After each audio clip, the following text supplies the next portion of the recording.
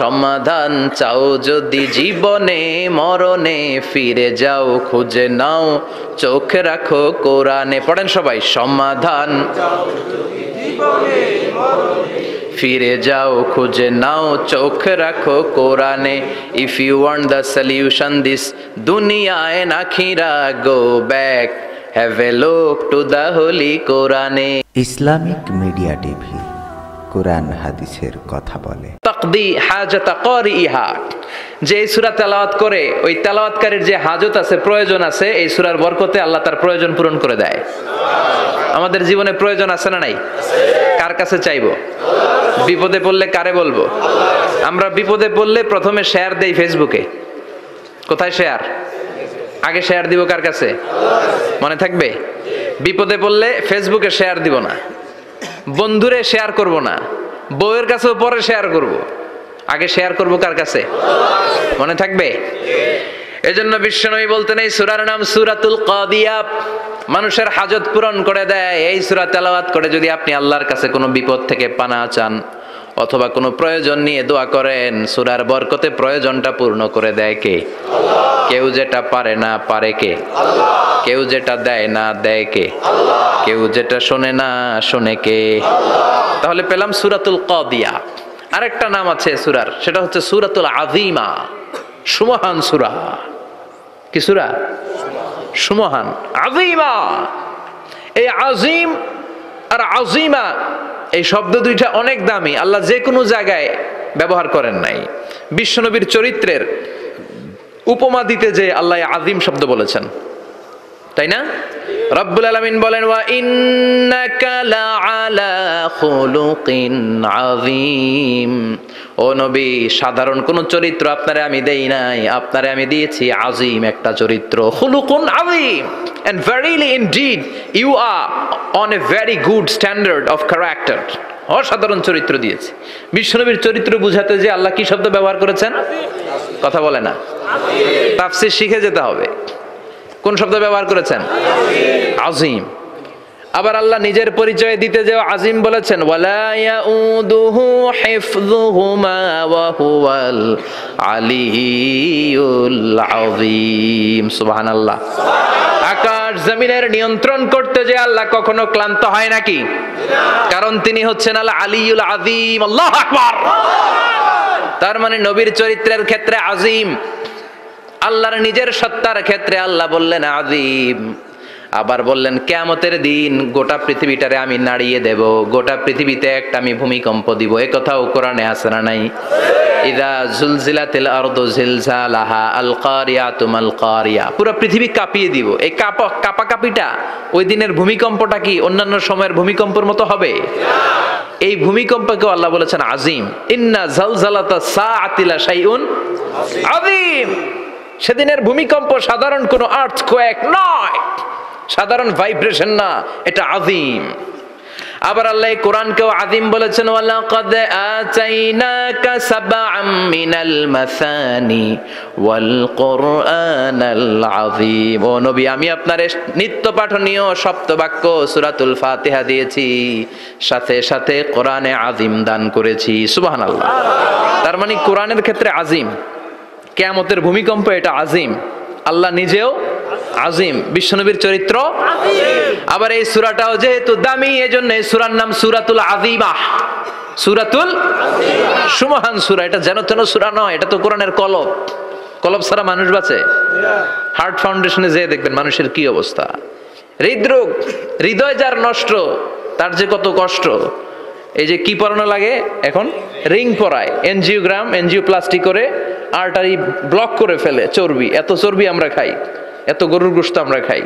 মনে রাখবেন, যেই প্রাণীর পা বেশি ওইটার ভিতরে কোলেস্টেরল বেশি। মাছের কয় পা? হ্যাঁ, নাই, এখানে নাই, মাছের পাটা নাই, কোলেস্টেরল নাই। মুরগির কয় পা? জোরে বলতে হবে। তার মানে কিছু কোলেস্টেরল আছে না নাই? গরুর কয় পা? কোলেস্টেরল বেশি না কম? এইবার কোন চিংড়ির কয় পা? সবচেয়ে বেশি কোলেস্টেরল কন্টেইন করে শ্রিম্প, প্রন, চিংড়ি। এজন্য এগুলো কম খাইতে হবে। তবে 40-এর আগে যারা আছেন ধুমায়া খান, 40-এর পরে এই যে মাটন, ল্যাম্প, ছাগলের গোশ, খাসির গোশ, চিংড়ি, এগুলো আপনার ডায়েট থেকে বাদ দিয়ে দিতে হবে। বুঝতে পেরেছেন? এজন্য এই সূরাটা যেন তেন সূরা নয়, এটা তো কোরআনের কলিজা, হার্ট, হৃদয়। এজন্য সূরাটা সূরাতুল আযীমা। সুবহানাল্লাহ পড়েন। তার মানে 1 নম্বরে পেলাম সূরাতুল কাদিয়াহ, 2 নম্বরে পেলাম সূরাতুল আযীমা, 3 নম্বরে সূরার আরেক নাম হলো সূরাতুল মুইম্মা। সূরাতুল মুইম্মা। মুইম্মার 2 অর্থ। এক অর্থ হচ্ছে এটার বরকতটা আম, সবার জন্য, যেই পড়ে সেই বরকত পায়, এজন্য মুইম্মা। আবার মুইম্মার আরেক অর্থ হচ্ছে যেই সূরা শত্রুকে অন্ধ করে দেয়। কি করে দেয়? এই সূরার প্রথম 9টা আয়াত যদি বিপদে পড়ে, শত্রুর কবলে পড়ে আপনি তেলাওয়াত করেন, শত্রুর চোখটারে অন্ধ করে দিবে কে? আল্লাহ। বিশ্বনবী মক্কা থেকে যখন মদিনায় যায়, হিজরতের সময় বিশ্বনবী সূরা ইয়াসিনের প্রথম 9টা আয়াত তেলাওয়াত করলেন।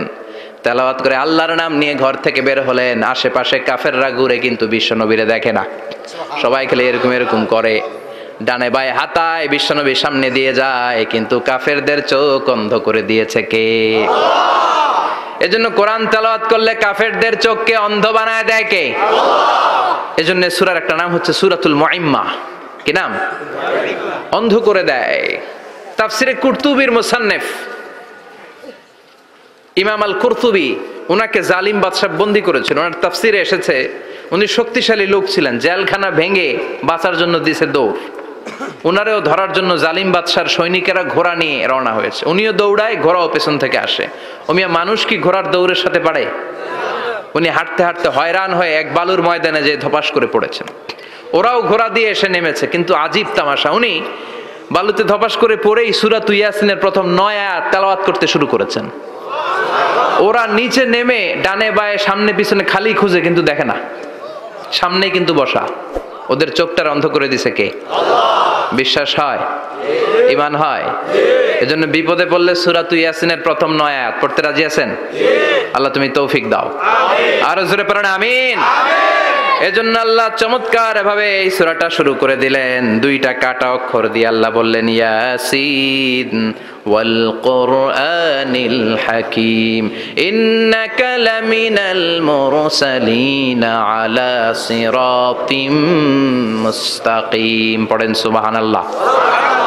ইয়াসিন। সূরাটা শুরু করলেন কি দিয়ে? ইয়াসিন। এটা কি কোনো বাক্য? এটা কি কোনো শব্দ? এটা কি? অক্ষর।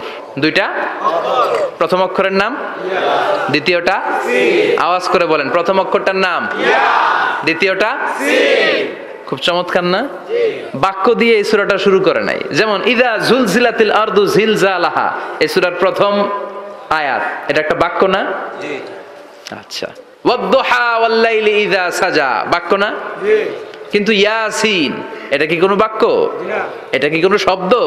না, এটা কাটা 2টা অক্ষর। সুবহানাল্লাহ পড়েন। সুবহানাল্লাহ। আল্লাহ 114টা সূরার প্রায় 29টা সূরা এরকম কাটা কাটা অক্ষর দিয়ে শুরু করেছেন। সুবহানাল্লাহ নাই? সুবহানাল্লাহ। এই 29টা সূরা কখনো আল্লাহ একটা অক্ষর দিয়ে শুরু করেছেন, কখনো 2টা অক্ষর দিয়ে, কখনো 3টা দিয়ে, কখনো 4টা দিয়ে, কখনো 5টা দিয়ে। একটা অক্ষর দিয়ে আল্লাহ কোরআনের সূরা শুরু করেছেন, এরকম একটা সূরা বলেন।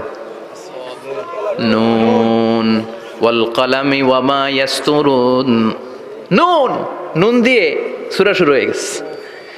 তারপরে কফ, এক অক্ষর দিয়ে সূরা শুরু হয়ে গেছে। সুবহানাল্লাহ পড়েন। সুবহানাল্লাহ। এবার বলেন 2 অক্ষর দিয়ে সূরা শুরু হয়েছে এরকম সূরা বলেন। আমিন। এত দূরে যান কেন? এটা আছে না নাই? ইয়াসিন। সুবহানাল্লাহ পড়েন। ইয়াসিন 2 অক্ষর দিয়ে। তারপরে হামিম। এবার 3 অক্ষর দিয়ে আল্লাহ সূরা শুরু করছেন, এরকম আলিফ লাম মিম তাসিন মিম। আল্লাহু আকবার। আবার 4টা অক্ষর দিয়ে সূরা শুরু হয়েছে, এরকম আছে না নাই? হাফেজ সাহেব কোন? আলিফ লাম মিম র, আলিফ লাম মিম সদ, আছে না নাই?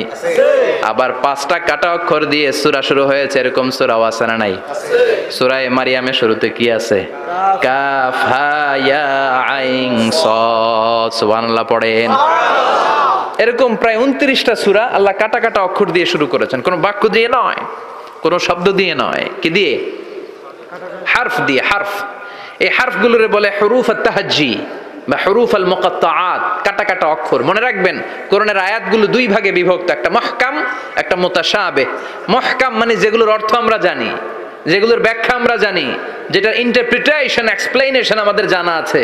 আর মুতাশাবিহ আমরা অর্থ জানি না, আমরা ব্যাখ্যা জানি না, এটা দিয়ে আসলে কি বুঝাইছে আমরা কেউ জানে না। জানে একজন, চিল্লায় বলেন তিনি কে? আল্লাহ বললেন ওয়া ইন কুনতুম ফি রাইবিম মিম্মা নাযালনা আলা আবদিনা ফাআতু বিসূরাতিম মিন মিসলিহি ওয়াদউ শুহাদাআকুম মিন দুনিল্লাহি ইন কুনতুম সাদিকিন। আল্লাহ বললেন ও জাহেলি যুগের লোকেরা, শোনো শোনো, এত আরবি কবিতা বানাতে পারো, এত গল্প লিখতে পারো, আরবিতে এত নোবেল বানাতে পারো, উপন্যাস বানাতে পারো, আর্টিকেল লিখতে পারো, আমার নবীর উপর যে কোরআন আমি নাজিল করেছি এই কোরআনের ব্যাপারে অন্তরে যদি কোনো সন্দেহ থাকে, বাপের বেটা হলে পারলে কোরআনের মতো একটা সূরা বানিয়ে নিয়ে আসো। পারছে? কিয়ামত পর্যন্ত কেউ পারবে? বিশ্বনবী যেই জামানাতে এসেছিলেন ওই জামানায় আরবি ভাষা সাহিত্যের উৎকর্ষতা সাধিত হয়েছিল। আরবি ভাষার এতটা উৎকর্ষ পৃথিবী কখনো দেখে নাই। কবিতা, গদ্য, পদ্য, গল্প, উপন্যাস, রচনা, প্রবন্ধ, আর্টিকেলের সয়লাভ। এই ভাষা সাহিত্যিকদের চোখে আঙ্গুল দিয়ে আল্লাহ বুঝাতে চাইলেন এত অর্থ করতে পারো, এত ব্যাখ্যা জানো, এত বড় বড় বুলিয়া ওড়াও, এত কিছু তুমি জানো, তাহলে বলো ইয়াসিন অর্থ কি? সুবহানাল্লাহ কইবেন না? তাইলে বল নুন অর্থ কি? কফ মানে কি? আলিফ লাম রা মানে কি? ফাবুহিতাল্লাযী কাফার। কেউ জানে না, কেউ উত্তর দিতে পারে না। কোন সুবহানাল্লাহ। এটা কোরআনের মুজিজা, এটার অর্থ কেউ জানে না। আর এগুলোর অর্থ নিয়ে খোঁচাখুচি করা, মুফাসসিরিন ইকরাম এগুলোর কিছু অর্থ সম্ভাব্য বলার চেষ্টা করেছেন। যেমন ইয়াসিনের অর্থ ইবনে আব্বাস বলেছেন এর অর্থ হতে পারে ইয়া ইনসান, হে মানুষ। সুবহানাল্লাহ পড়েন। কেউ কেউ বলেছে এটার অর্থ হতে পারে ইয়া সাইয়্যিদ আল মুরসালিন। কেউ কেউ বলেছেন ইয়াসিন হতে পারে ইসমুল্লাহ, আল্লাহর নাম। কেউ বলেছেন এটা হতে পারে ইসমুন লিন নবী, বিশ্ব নবীর নাম। আবার কেউ কেউ বলেছেন ইয়াসিন হতে পারে এই কোরআনে কারিমের একটা নাম। কোন সুবহানাল্লাহ। এই সম্ভাব্য সব কথাগুলো বলে পৃথিবীর সব মুফাসসিররা বলতে বাধ্য হয়েছেন আল্লাহু আ'লামু বিমুরাদিহি বিহি। এটার দ্বারা আসল অর্থ যে কি এটা আমরা কেউ জানি না। জানে কে? আল্লাহ। চিৎকার করে বলতে হবে জানে কে? আল্লাহ। তাহলে ইয়াসিন মানে আমরা জানি না। ইয়াসিনের অর্থ আমরা ছেড়ে দেব কার উপর? আল্লাহ। এরপর আল্লাহ বললেন ওয়াল কুরআনিল হাকীম, প্রজ্ঞাময় বিজ্ঞানময় কোরআনের শপথ। ওয়াল কুরআনিল হাকীম, বিজ্ঞানময় প্রজ্ঞাময় কোরআনের শপথ বা কসম। ওয়াল কুরআনিল হাকিমে যে ওয়া, এই ওয়াটারে আরবিতে বলে ওয়া আল কাসামিয়া। কি বলে? ওয়া আল কাসামিয়া। কসম কাটার জন্য আল্লাহ এই ওয়া ব্যবহার করেছেন। যত জায়গায় কোরআনে আল্লাহ কসম কেটেছেন ওই কসমের শব্দটার আগে ওয়া আছে না নাই? আছে। ও মিয়া, কোরআনে আল্লাহ সময়ের শপথ করেছেন, কসম কেটেছেন, যুগের কসম কেটেছেন। যুগের সময়ের আরবি হলো আল আসর। এই আসরের আগে ওয়া আছে না নাই? আছে। কি বলছে আল্লাহ? ওয়াল আসর, ওয়াল আসর। আবার তিন ফলের কসম আল্লাহ কোরআনে কেটেছেন। কি বলেছেন? ওয়াত্তিন মানে তিনের কসম। জাইতুনের কসম কেটেছেন, বলেছেন ওয়াজ্জাইতুন। তুর পাহাড়ের কসম কেটেছেন, বলেছেন ওয়াতুরে সিনিন। যত জায়গায় কসম তত জায়গায় ওয়াও আছে না নাই? আছে। পাহাড়ের নামে কসম কেটেছেন, আল্লাহ বলেছেন ওয়াতুর। সূর্যের নামে কসম কেটেছেন, আল্লাহ বলেছেন ওয়াশ-শামসি ওয়াদুহাহা। সুবহানাল্লাহ কইবেন না? সুবহানাল্লাহ। ফজরের নামে কসম কেটেছেন, কি বলেছেন? ওয়াল ফাজর। জিলহজ মাসের প্রথম 10 রাতের কসম কেটেছেন, কি বলেছেন? ওয়াল লায়ালিন আশর। জোর আর বেজরের কসম কেটেছেন, আল্লাহ বলেছেন ওয়াশ-শাফঈ ওয়াল ওয়াতর। সূরা ইয়াসিনে কাটা কাটা দুইটা অক্ষরের পরে রব্বুল আলামিন কোরআনের কসম কেটেছেন। এজন্য আল্লাহ বলেছেন ইয়াসিন ওয়াল কুরআনিল হাকীম। যাদের হৃদয়ে আছে আল্লাহর ভয় তারা কভু পথ ভুলে যায় না। আল্লাহর প্রেম ছাড়া এই দুনিয়ায় কারো কাছে কোনো কিছু চায় না। রাতের আধার